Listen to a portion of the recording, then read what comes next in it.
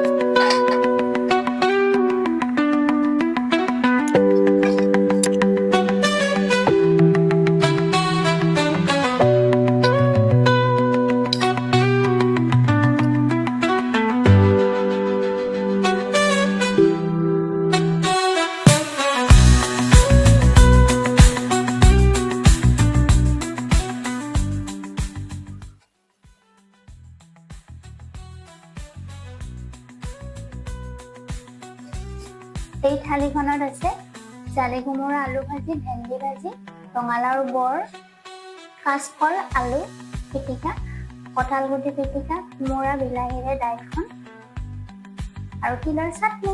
কেনেকুৱা লাগিছে বাৰু? মোৰ এই নিৰামিষ থালিখন কেনেকুৱা লাগিছে বাৰু জনাব দেই। যদি মোৰ এই থালিখন আপোনালোকে ভাল লাগিছে, প্লিজ মোৰ চেনেলটো ছাবস্ক্ৰাইব কৰিব। ধন্যবাদ।